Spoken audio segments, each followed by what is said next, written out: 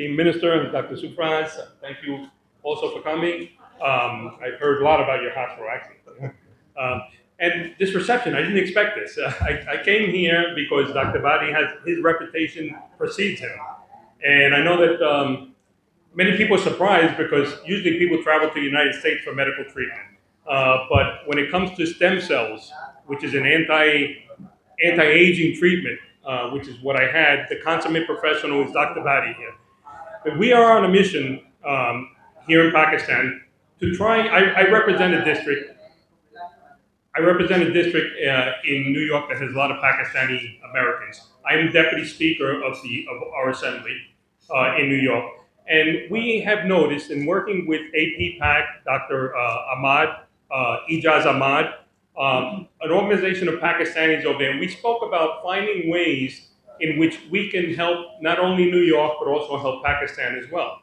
So in October we came here and we started talking about to government officials.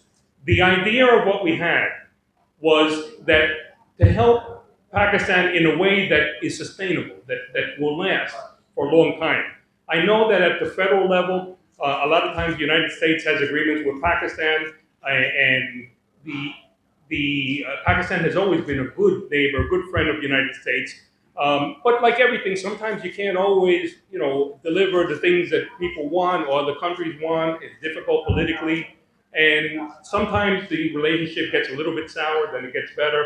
But when it comes to states, and when states make agreements with states in Pakistan, geopolitics has nothing to do with it. It doesn't get him. All that has to do with is, does it benefit us in New York? Does it benefit you in Pakistan? That's it.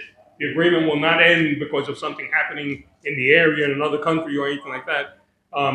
So the budget of New York State is just as big as the budget of all of Pakistan. Right now, we have people in Texas, legislators, who are waiting to see what happens with our mission because they want to replicate the same thing.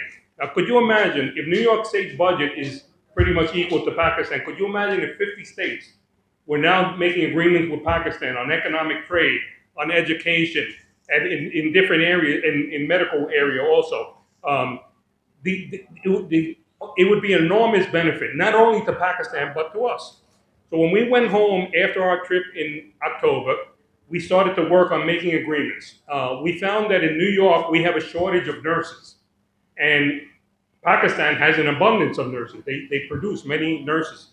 But not large amounts of nurses were immigrating to New York to be able to work there.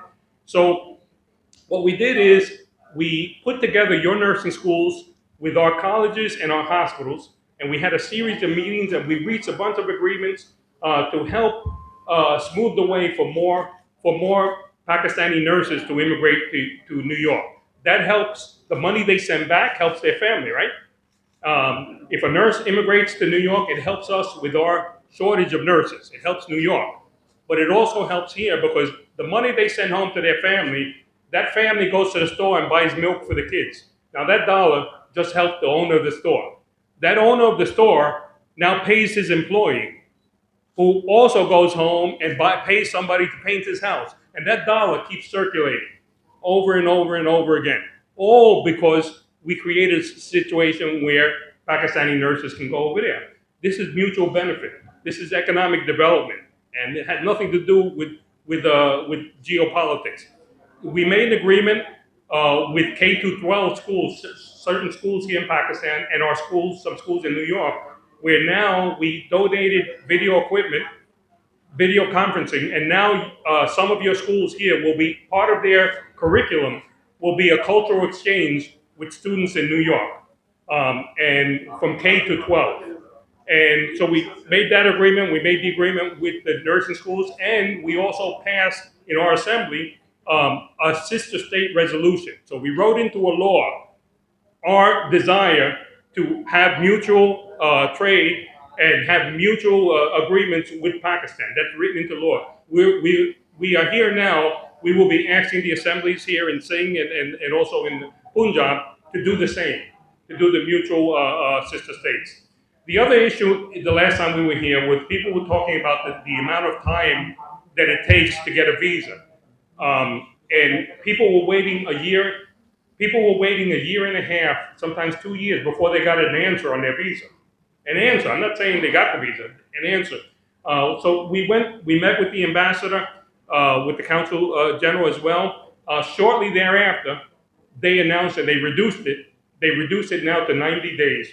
You apply for a visa, you will get an answer within 90 days. The answer might be no, might be yes, you don't know, but at least you get an answer. This will expedite also on the nursing program to be able to get them to New York quickly and be able to help. So this is just the tip of the iceberg.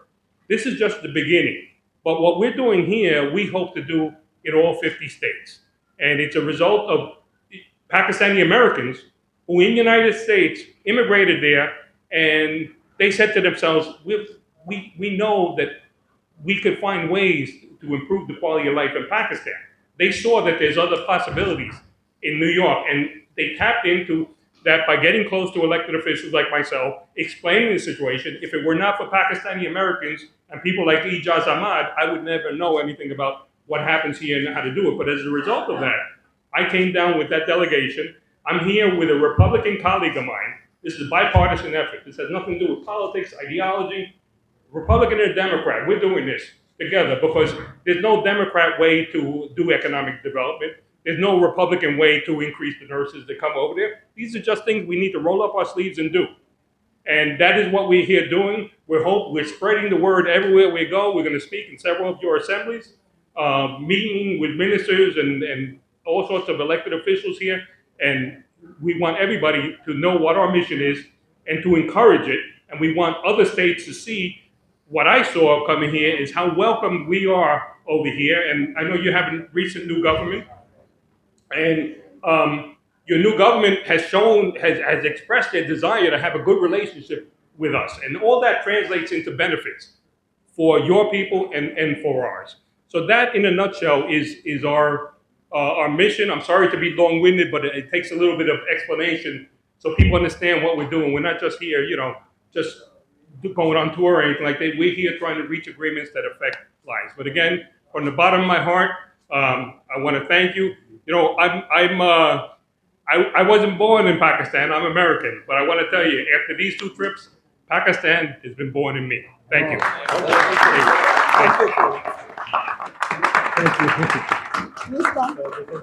This is for you.